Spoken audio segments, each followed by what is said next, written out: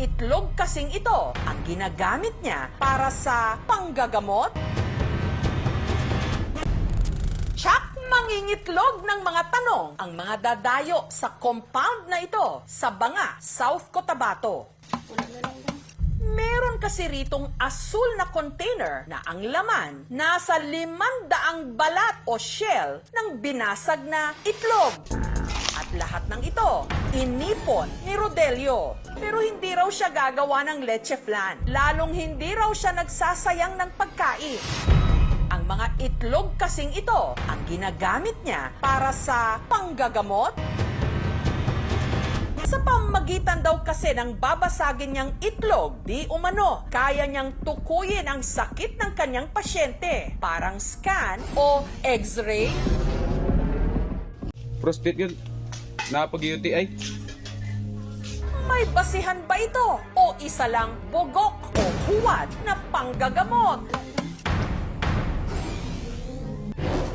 Alas 3 pa lang ng madaling araw, isa-isa nang nagsidatingan ng mga nais magpakonsulta kay Rodelio o Doc Lot-Lot kung kanilang tawagin dito. Bawat pasyente may kanya-kanyang dalang itlog na requirement daw ni Rodelio sa mga magpapagamot. Ikaw pasyente, ikaw magdalag itlog.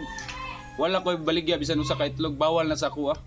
Kaya ang tindahang ito, malapit sa klinika raw ni Rodelio, ang tila ng itlog ang kita. Ako sa una, 15 to 20 ka tray ang horot na ako katadlaw.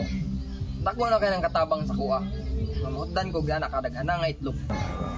Pagpatak ng alas 5 ng umaga, nagsimula na ang gamutan.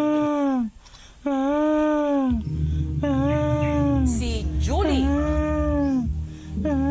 dahil hindi na makalakad matapos na stroke, naka-wheelchair at tulak-tulak ng kanyang ama na si Adolfo. May udto to.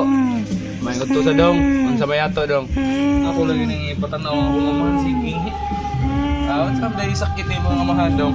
Ba, kalitram na siya. Mangihiragay na siya sa purol yan. Ang dala nilang itlog, itinapat ni Rodelio sa iba't ibang bahagi ng katawan ni Julie na para bang ini-x-ray o kanyang bina-body scan. Ang itlog, binasag. Ang laman, sinalo ni Rodelio gamit ang kanyang kamay. Prostate yun. Napag-UTI.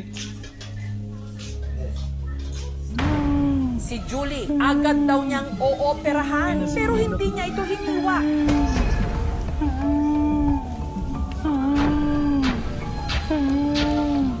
Ang leeg, kamay,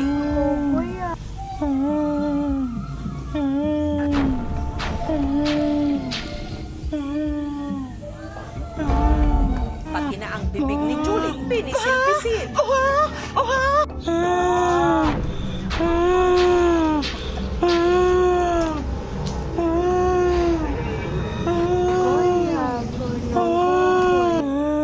At para bang tinahik ni Rodelio kahit wala naman siyang hawak na anumang sinulit o karayom.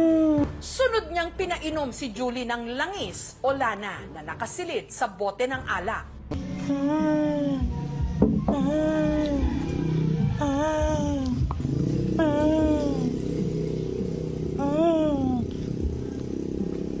Matapos ang kanila di umanong healing session, mas umaliwalas daw ang aura ni Julie.